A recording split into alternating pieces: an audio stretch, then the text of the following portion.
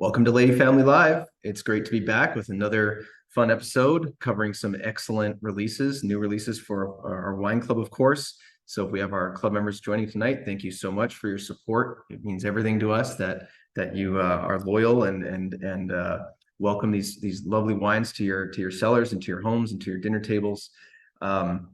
We appreciate you. If you're not a club member, hey, let us know what we can do for you. We'd love to get you some wine, certainly for the holidays. That is my first housekeeping item I want to cover is if you are in last minute need of some great wine for your holiday parties, feasts, whatever, let us know as soon as possible because I believe today was the last day to get wine shipped out to you for the holidays. So if you need anything, get on that phone, send us an email, get on our online shop, get that order in ASAP so we can make sure that wine gets out to you. Looking forward a little bit, we do have some holiday closures at the tasting room that I thought I mentioned to everybody. If you're coming out to Napa, or if you got the family out here, we are going to be closed on December 24th, December 25th, and then January 1st. Other than that, we are open for business. We'd love to see you. We'd love to host you for a tasting. If you know, you got to get the family, get out of the house, go do something fun, drive up to Napa, fly out to Napa, come see us. We'd love to host you. Looking even further into next year, a couple just heads up, our Valentine's Day dinner, which is always a hit. The tickets for that are now live. The link is on our website. So if you're interested in coming out to see us sometime in the new year, it is an excellent time to come out. We will debut our new vintage of Songbook Cabernet. And of course, we're going to drink great wine, have lovely food. So look forward to that. And then finally, April, if you're thinking of maybe coming a little later, we'd love to see you in April. At the end of April, we participate in what is known as V2V or Vineyard to Vintner. This is an event that the Stags Leap District Wine Growers puts on, and it brings all of the Stags Leap wineries together to host this one event. So you do dinners around the valley. We often host or we often pour library wines at those dinners, so all kinds of great stuff. There's an incredible educational session on Saturday that happens at different properties. We do a lunch where all the wineries are there pouring wine. There's 16, 15 wineries in the AVA that participate. And then on Sunday, we do special tastings at all of the wineries in the district. So you can kind of pick and choose who you want to go see. But that's going to cover it. I want to get into these wines. They're sitting here. I just pulled the corks. I haven't even tasted them yet. So I'm looking forward to getting into them. We're going to start off with a couple Fell wines tonight. So for our Fell members and for our Lady Family Wines Club members, we have a couple great Fell wines coming to you if you have not yet already received them. I'm going to start tonight with the Ferrington Pinot Noir. This is Pinot Noir from, of course, the Anderson Valley. It's the 2021 vintage, which was a pretty drought-driven vintage. So naturally, you're going to get a lot of concentration in the wine, low yields in the vineyard. So not a lot of these wines are made. In fact, the Ferrington 2021, only 295 cases were made. So tiny production on these wines. This comes from a really exceptional vineyard that sits on the south end of the Anderson Valley. So it really exhibits what that corner of the Appalachian experiences, which is warmer, more inland temperatures. It is, in fact, opposite of Napa Valley. Normally Napa, cooler in the south, warmer in the north. The Anderson Valley is the opposite of that. It is cooler in the north, warmer in the south. So where Ferrington is, you're always going to get that like beautiful, ripe Pinot Noir, a little bit more leaning towards maybe what you'd get out of Sonoma, the Russian River Valley, where there's a little more heat, lots of strawberry and ripe cherry. This is just one of those Pinot Noirs that you could just sit there and just really just smell. But I'm going to taste it. So look at the color on that. Just beautiful, brilliant ruby red.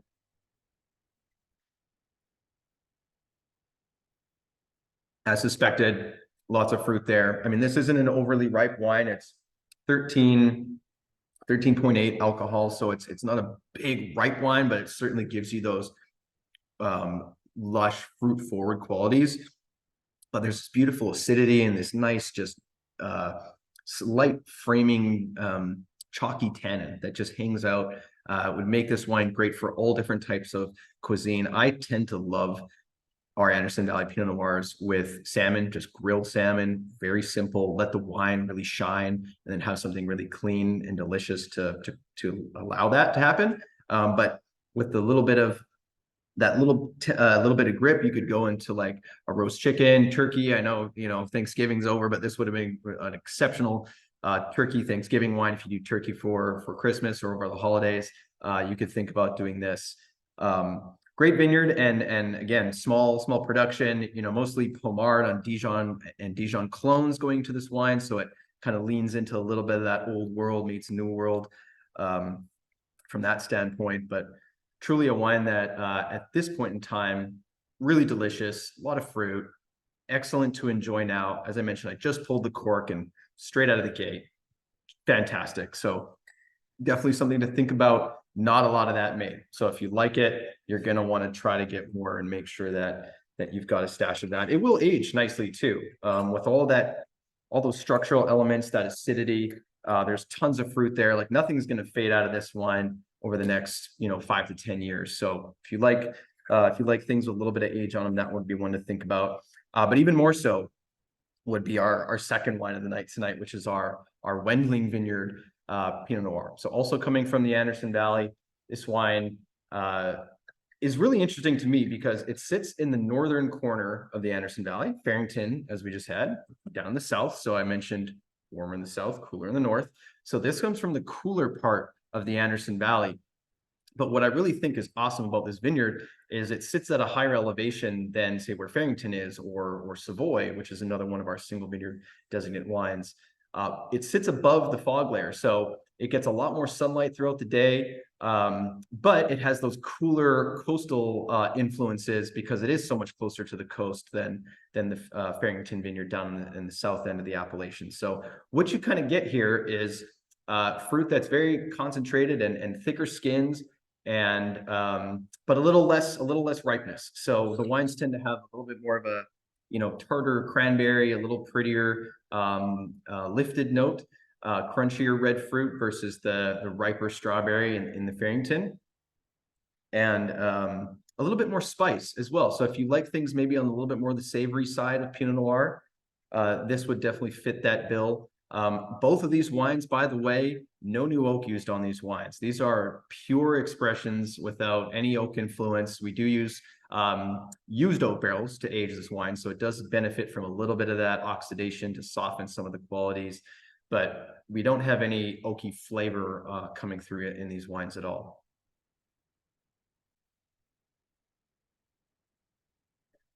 That flavor profile, that was the fruit I mentioned on the nose, is reflected on the palate. Definitely cranberry coming through.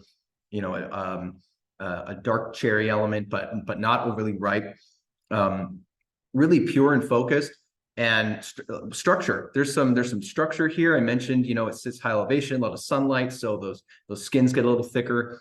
And Pinot Noir is not really known for that, but certainly at this site you can feel that in the wine. It's got a little more tug on the gums.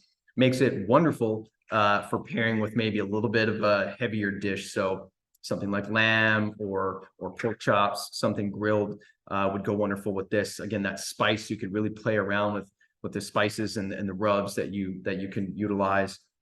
But this is a little more maybe not as like crowd pleasing as the Ferrington, which would like just appeal to everybody. This is more for like someone who really likes Pinot Noir and really understands Pinot Noir and wants to drink something that's like, they're going to just sit and think about as they enjoy it. I'm going to take another sip because it is pretty delicious. Very quintessential Anderson Valley too. When I put my nose in the glass, it speaks more, I think, to the appellation than Ferrington, which can lean a little bit again to like bring it on more of those Sonoma, Russian River Valley qualities. This to me is like, that smells like Anderson Valley. You get that spice, you get a little bit of that eucalyptus minty quality.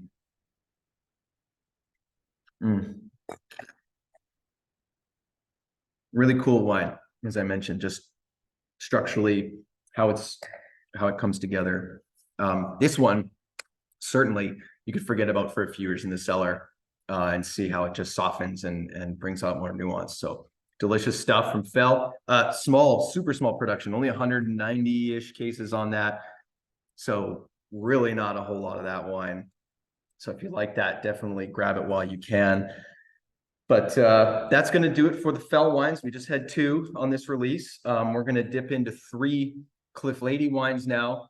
And all of these are vintages that our head winemaker, our director of winemaking, I should say, Chris Tynan, worked on these wines, made these wines. We've got something new in the mix here, so I'm going to bring him on so that he can talk about that. You guys have listened to me enough already, and that way I'll sort through the chat too a little bit to see if there's any questions. But please welcome Chris Tynan, who's coming onto the program for the 2nd time in a row. Yeah, back again. So yes. normally we like to switch it up and get Travis in here, but we've got some big news there. So our winemaker, Chris's right-hand man, Travis Buller, just had his fourth baby. So he's got his hands full right now. Yeah. But we just saw a baby yesterday. He's a week old, little George, right? So shout out to little Georgie out there, just figuring it out. But welcome to the program, Chris. Great to have you here. Always great to be here. What's been going on? How's everything been in the winery here? Good. We were all finished with 2023 harvest. Everything's pressed and in barrel and through malolactic, and so we're just reorganizing the cellar, taking a big breath and relaxing a little bit, and in the satisfaction that we have a really great vintage in barrel and safe and tasting great already. So we've got a couple vintages to look forward to along the way. They look amazing, and that's always good. It's good old Napa Valley, right? Just back to back vintages, wines. You guys, make wine in the greatest place on the planet. So tonight, speaking of Napa Valley, speaking of great wines, we're going to start with our 2015 Stag Leap District Cabernet Sauvignons. Chris, I'll give you a little pour of that. I, again, haven't tasted this. Just pulled the cork maybe 15 minutes, 20 minutes ago. 15 is my lucky number, so I was always happy that 15 turned out to be a really nice year. But maybe you can comment on that a little more, like just what you thought about the vintage on the whole and how things went. This would have been your fourth vintage here. Yep. Yeah, so it was already ensconced. 15 is kind of an epic, kind of under the radar vintage in that the wines are super concentrated and very powerful. It was a very droughty year in the summer, or excuse me, in the winter before growing season into January, February. There was very little rain, so the season started off early, and the vines produced very little fruit that year. And what they did produce was very small berries, and the resulting wines are very concentrated. If you love any sort of meat, any steak, I mean, this is the wine that just begs for a ribeye because of that concentration, because of those tannins, that just everything is there. And 15 is just known for this certain distinct characteristic in that it's got this ferric iron quality, almost bloody, like when you bite your tongue or when you grill a ribeye and you let the juices kind of settle out after a grill to let the steak rest, and that bloody peppery juice that comes off the steak, it kind of has that characteristic that I just love. It's just so I don't know, vegetarians may not be able to drink this wine without feeling like they're cheating a little bit. Right, sure. I can definitely see how it's like shed a little bit of like the baby fat, there's just so much like dark fruit and structure. I mean, this is still, a baby. It's shed a little bit of that, but it's still a very young wine. I like how it's really integrated all of the oak and flavors and aromas, and it's just it's come together really nicely, but just at the beginning of its peak, I think. Yeah, I see this at about 80% new oak. So, I'm not picking up a lot of oaky flavor there, but it is fully integrated, as you mentioned. There's some Petit Verdot and Merlot and Malbec, of course, some Cabernet Franc here. It's a wine that always kind of speaks to our estate here in Stag's Leap on the whole, and some of our neighboring growers that we purchase fruit from. But it does have that like quintessential Stag's Leap, like cocoa powder, chocolate covered cherry, maybe this little darker cherry, darker fruit in this particular vintage. But I always find it fun to be excited for vintages when they come out, like 07, because I helped make wine that year here. I worked the harvest here that year, and then 15, as I mentioned, my lucky number. And I'm just like The 07s right now, which by the way, tasted some recently, the 07 Stag Leap Cab, delicious. I mean, if you have any 07s in the cellar, they're just on fire right now. They're so good. Whereas this, I feel like if you're gonna do it now, I would have opened the cork this morning, throw it into decanter, give it lots of air, and then enjoy it with dinner that night, or stick it in the cellar for a few more years. This is definitely one that, as you mentioned, is like on the way up and in that like prime enjoyment. Gosh, this has how many years left, do you think, before this would like fade? Easily 10, 15, I think would be just a safe bet. It'd be even longer. Even though it was a drought year, it wasn't a super hot year. It wasn't the weather was really great. I'm just known for the bean counters wanting more grapes than they were out there. But as a winemaker, when it's low yielding and the quality is that great, it's a blessing, because you just try not to screw it up. If you like powerful Cabernet, like this is what you'd like. I think across the board, our 15s have that inherent power from as you mentioned, the vintage and how things went that year. So if you like powerful Cabernet, this one's for you. I think it's great. Nice work. Lucky number. Did a nice job. I'm sure we got some great scores on this. If you're interested in learning more about that, shoot us an email. And I don't know how much of that we have available for sale. So that's another thing. If you're looking for more of the 2015, definitely shoot our wine club team. Shout out to wine club team. You guys are probably on watching, but let our crew know. Kristen, probably in there. Happy to speak with you guys. Janelle, everybody ready to answer your calls, get wines out to you. Let's move into our 2021s. Do you want to do Oakville first? Is that or Sure, yeah, that sounds good. All right, cool. So Oakville, 2021 Oakville Cabernet, Cook Lede Vineyards. This is, I guess, the second time technically that we've made Oakville, but the first time would have been back in 2011. So ancient history at this point in time. This is 2021 Oakville. Chris, tell us about this wine. Maybe start off by offering your comments on the 2021 vintage in Napa, and how you thought that went. Yeah, after a tough 2020 where we didn't make any wine, 2021 was kind of return to classic Napa Valley vintage. It was just a really even growing season. We had plenty of it was again kind of like 15, and it started out in a drought kind of situation, but the vines didn't really suffer for it, and so the wines are just extremely perfumed, very aromatic. This particular vineyard in Oakville is just north of us on the trail, literally about 5 minutes north of us, in a very, very rocky, gravelly soil on the east side of the appellation of Oakville. And this is just a stunning wine from a great appellation in Napa, and again, just age-worthy, beautiful Oakville cab. Can you say cassis, blackberry, loam, rocks, gravel, very Bordeaux-like in that rocky, gravelly notes, stony minerality.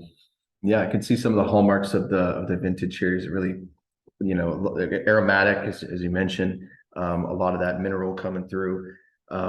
This, I have to say that this series of wines that we make, the vineyard selections, we don't put a vineyard name on these wines, but these are these amazing little spots that you and Allison, our director of vineyards operations, that you guys find, these little pockets. And I don't know who else these guys would sell fruit to, but I mean, who are some of the neighbors here, like Screaming Eagle to the north? Yeah, I mean, that's the biggest name. You've got Bacchus, the Phelps Bacchus Vineyard, I should say, is up kind of just next door, up the hill.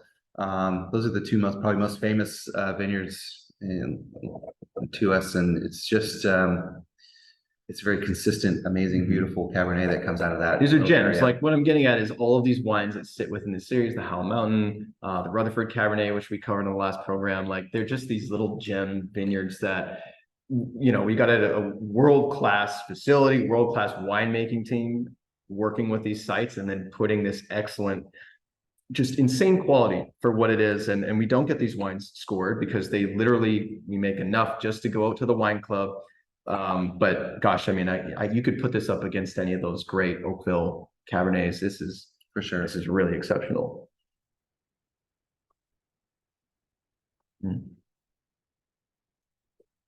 Look forward to seeing how that evolves as well. That baby, It's going to be aged beautiful, I think.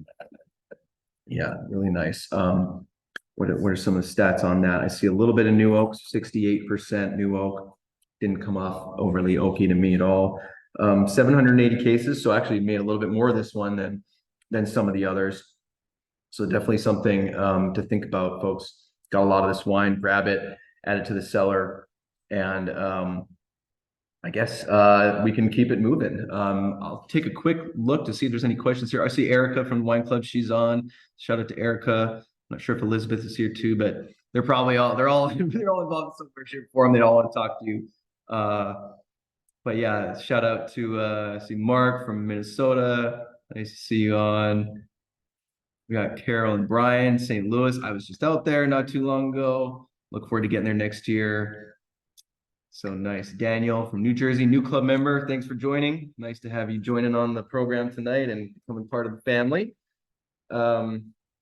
Let's go over now to the Howell Mountain. If you guys have questions, like I say, throw them in the chat there because we'd be happy to answer. Howell Mountain 2021. So this is probably one of the vineyard selection series that we've made the longest. I think we've been making Howell Mountain Cabernet since like 2005 or maybe even earlier. So 2021 Howell Mountain Cab, how do you approach this wine versus some of the others in the portfolio? You know, this Howell Mountain Cab going to be at high elevation here on the east side of Napa, and the Howell Mountains is just known for its very mountain.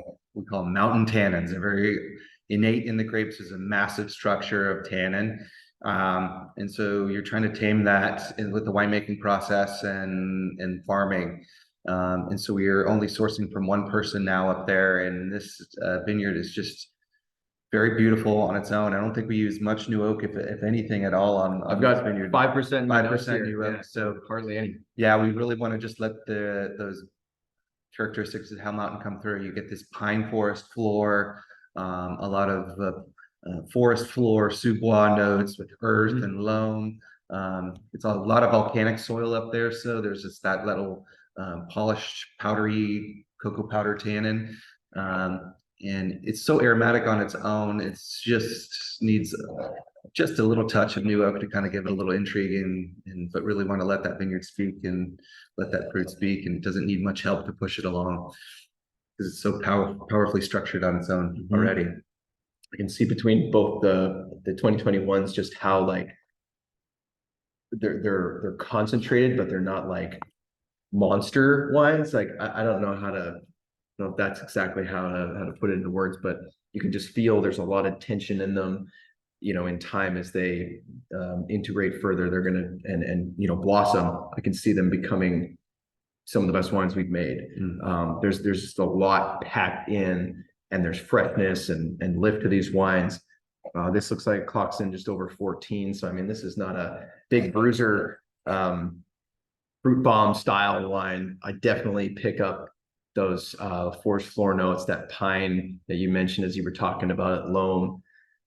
So I mean, compared to the Oakville, maybe the Oakville I got a little more rock and mineral and maybe a little bit more of that like dark fruit coming through, whereas this is like terroir, as they would say, right? Like you're really getting that sort of black tea, some sort of aged oolong or something. Lots of mushroom, umami kind of notes, scents, soy, and little seaweed too. Little seaweed wrapper in there, nori. Okay. Goes without saying, I mean, both these wines, grilled meats, steak, anything with some fat, protein, at least at this point in the game as well. Like these are thoroughly enjoyable, but they're young wines. Let's face it, right? Like this is open this 24 hours before you plan on consuming it. Yeah. There's no way this wine's going to fall off in 24. In fact, it's going to be better after that much air. It just really needs it. So keep that in mind. If you're opening any of these wines that have come out in the latest shipment over the holidays, give them lots of air. It's not crazy. It's tomorrow. These leftover wines from the webinar, tomorrow we will taste them again and we'll just be like, oh my gosh, like they really need some time to come out. But if you're planning a holiday party and you want to open something really nice, either of these would certainly impress. That was fantastic, Chris, that Howell Mountain, that Oakville. Speaking of the holidays, you got any plans? You do anything fun? We're staying local with my wife's family and our son, and just eating and drinking really well. Yeah, before we hit the New Year's Eve, so the last celebration. So yeah, staying local, cooking a lot, eating a lot, drinking a lot. yeah. That's the way to do it. That's the way to celebrate.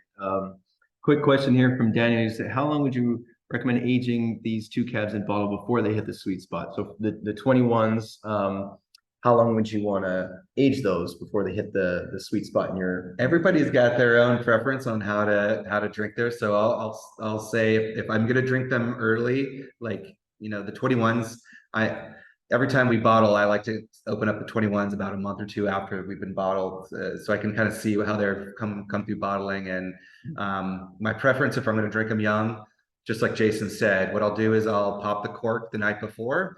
I'll just pour out a little taste, make sure the wine's good, put the cork back in. I'm not a big double decanter person, unless you're going to drink it that day or that night. But the best thing to do is just pour a little 2 ounces out, put the cork back in, set it up right in the cellar or on your kitchen table, whatever, come back the next night and it's going to be singing. It's going to be beautiful. If you're pressed for time, try to do at least 3 hours in the decanter if you can, if you're going to open these up early.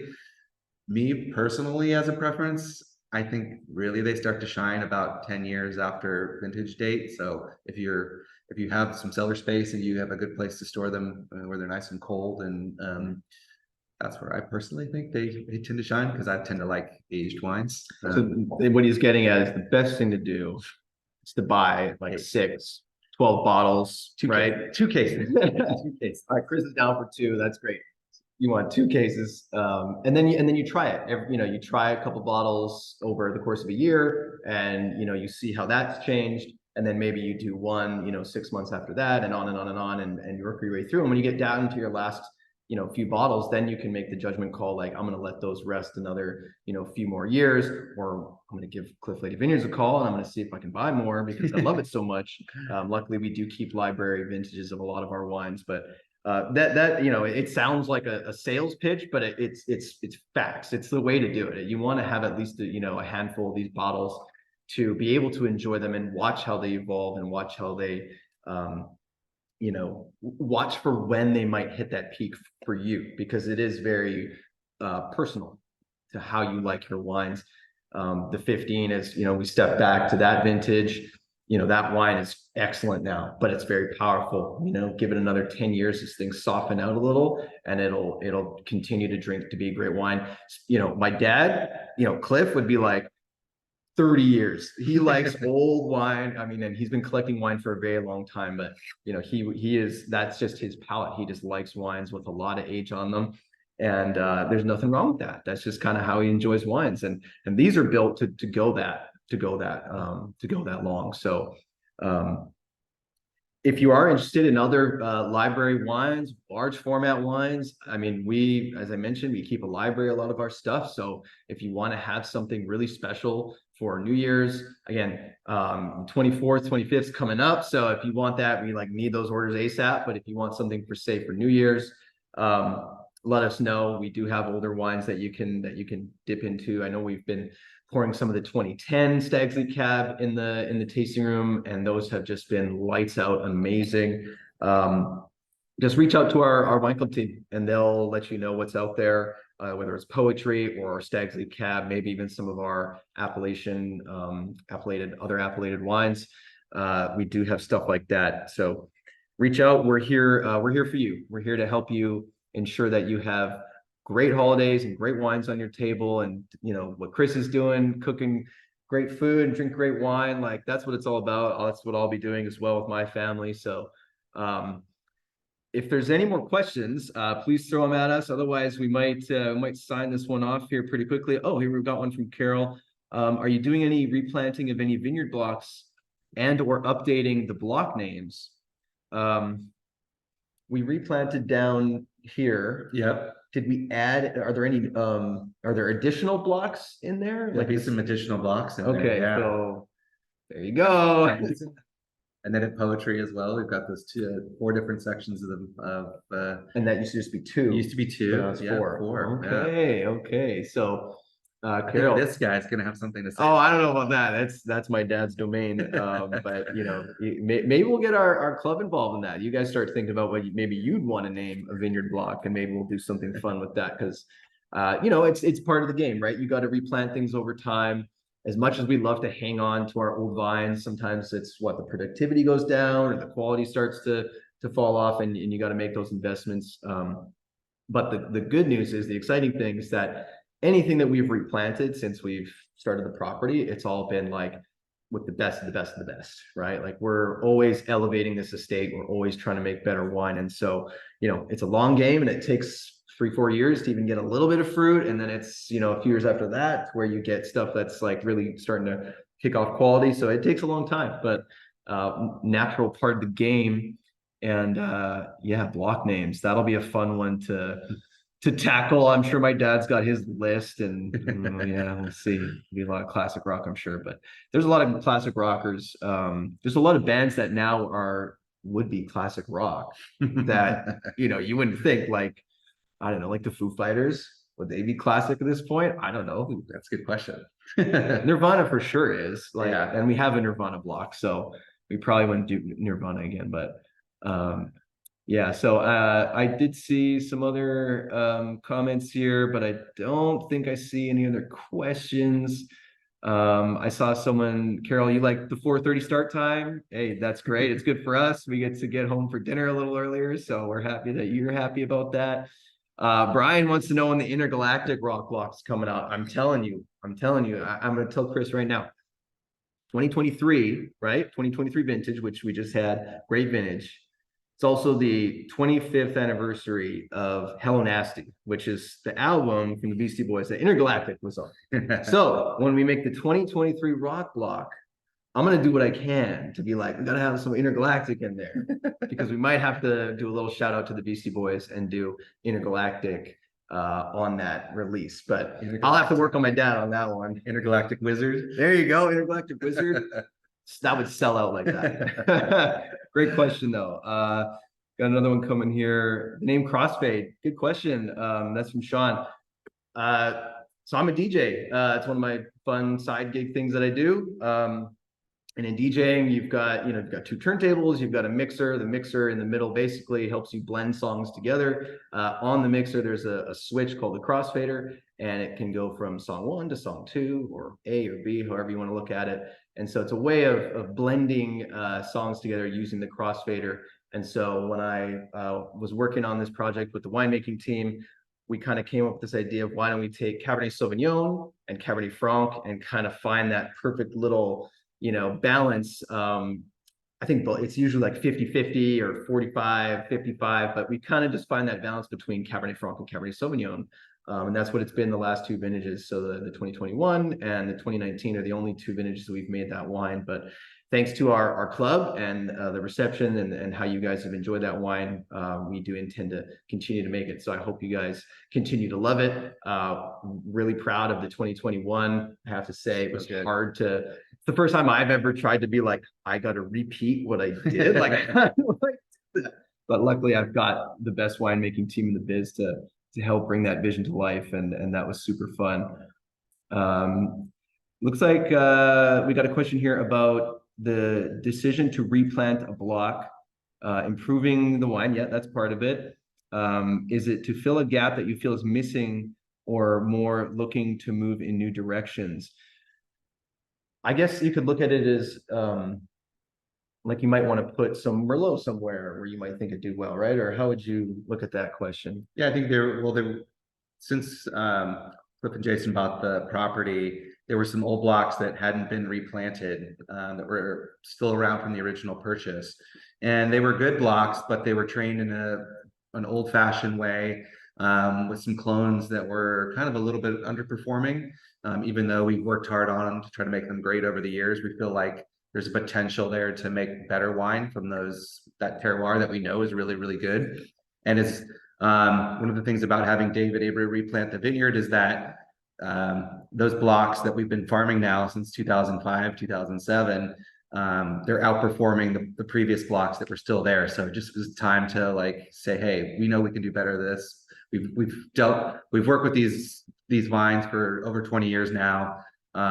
We can make it better, and that's so the decision is multifaceted, but that's the biggest thing is wine quality. If we know we can make better wine by replanting, reorientation, better rootstock, better vine material, it's an easy decision for the winemaker. It's hard on the bottom line because we lost 5 acres of production it takes 3-4 years to get it back into production. So but it's worth it in the long run it's worth it. wine. I mean, we're a quality focused producer. We always want to that's what we're aiming for, is better quality every year after year. So those are the investments you got to make. A couple of quick rapid fire questions, I guess, that we got coming in here. Cabernet Franc.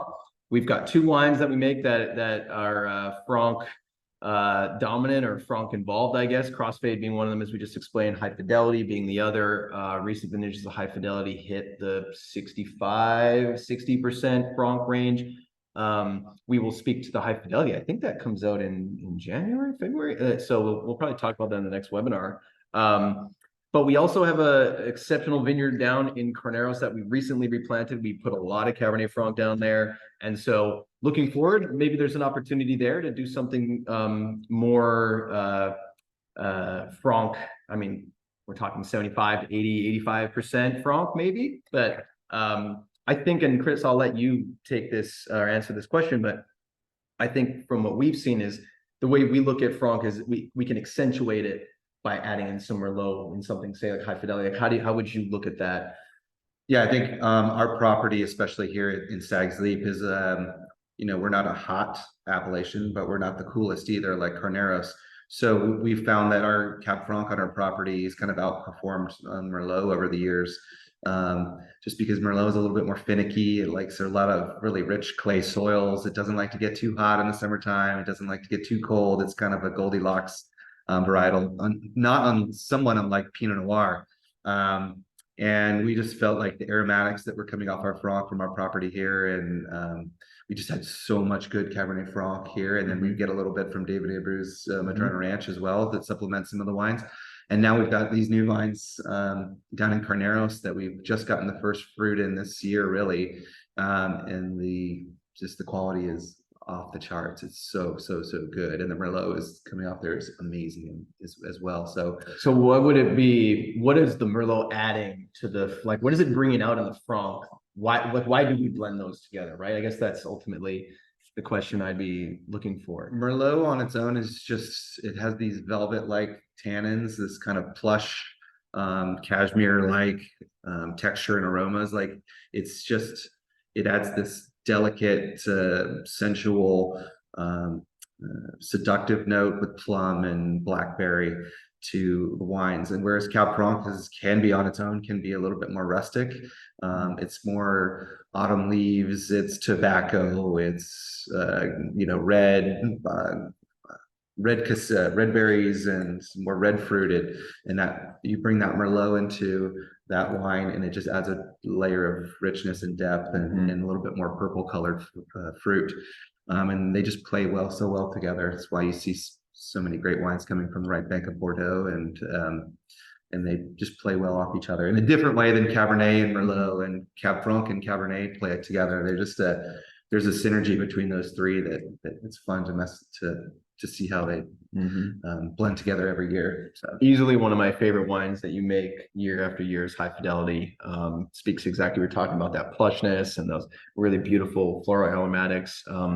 But that actually leads into the next question that we had here, was about making Bordeaux blends. Pretty much everything we make could be considered a Bordeaux blend, in that we're blending Cabernet with Merlot and Cabernet Franc and Petit Verdot. It's just typically there's 75 to 80+% Cabernet Sauvignon in the wine, so it'll be labeled as Cabernet Sauvignon. But being a winery that was founded on, focusing on Cabernet and Bordeaux, the Bordeaux grape varieties. My dad was a Bordeaux collector for many, many years before he started making wine out here in Napa Valley and growing grapes out here in Napa Valley. That is what kind of drove us from the beginning. We focused on making wines that incorporated the different Bordeaux grape varieties. So it might say Cabernet Sauvignon, like our Stag's Leap District, the 2015 that we had, but I mentioned that, that had some Petit Verdot and Merlot and Malbec blended into it. So you could look at that as a Bordeaux blend, but there's enough Cabernet in there to call it Cabernet Sauvignon. So I'm not sure if there's anything, Chris, you want to add to that, but we do blend, right? That is a very similar approach to winemaking as they would do in Bordeaux. Exactly. And I think, in their wisdom, there's a reason there's 5 grapes from Bordeaux, because every year is different. Every vintage is different. And some years, in a warm year, Cabernet Sauvignon could be completely complex on its own. You could just need 100% Cabernet, can be wonderful. In other years, maybe it lacks a little mid palate. Maybe it lacks a little length. Maybe it lacks a little color. That maybe it needs a little bit more plushness. And that's where Cabernet Franc, Merlot, and Petit Verdot and Malbec can kind of come in and fill in the donut hole. That's something that's missing in that wine, and make it something greater than it would be on its own. So those varietals are there to help support each other and make something that's more complex, more layered, more interesting, and more long-lived. Yeah, I would. The High Fidelity is probably, if you're looking for like a Bordeaux blend, that's not one grape really dominates that wine. It's 50-60% Franc, but then there's 30-some% Merlot, and there's Cabernet Sauvignon in that typically. So if you're looking for that kind of wine, I might steer you towards High Fidelity, maybe away from the Cabernets, which certainly are going to taste like Cabernet and have a lot of those Cabernet qualities. But good question. We love talking about Bordeaux. It's a huge inspiration for our winery, and pretty much is the style of all the wines, has a lot of that blending coming into it. So believe we got through all the questions. We're getting to about there's a hang on, I see a few notifications in here. Okay, we got that one. Question about claret. We do have claret, so let us know, give us a call. We've got some 18. I believe we still have some 19 too, but give the wine club a shout on that one. We can certainly get you some more claret. But that'll wrap it up for tonight. Want to make sure everyone respectful of your time and whatnot. So thank you so much for logging on, supporting us, being a member. If you're not a member, come join the dark side. Make sure you have great wine coming to your door. All types of benefits. And if you are a member, complimentary tastings, flat rate shipping, discounts on all the wines. I mean, we offer a lot of benefits for you guys. So take advantage of them. Come and see us. We want to host you. We want to show you the backstage art gallery. If you haven't been in there, if you haven't been in the backstage lounge in a while, completely redone. It looks really just incredible. It's like walking into a rock star's like memorabilia room or art room. It's just super cool. So come and see us either in the coming weeks here, if you can, or in the new year. As I mentioned, lots of great things going on with the Valentine's Day dinner. We've got the V2V, Vineyard to Vintner, Stag's Leap District, Wine Growers event in April. We just want to see you, and if we don't, maybe we'll see you out in your market. I tend to do some travel next year. You'll certainly be out on the road. Our team will be out there. We're trying to do a better job of sending text messages and emails out to everybody in the area when we're there. So hopefully we see you one way or another. But that'll be it. Yeah. Anything else to add to that? No. Have a happy holidays. Yeah. Happy holidays, right? A new year. Cheers. Cheers, guys. Happy holidays. Cheers. Thanks for joining, Chris. Cheers, everyone. All right.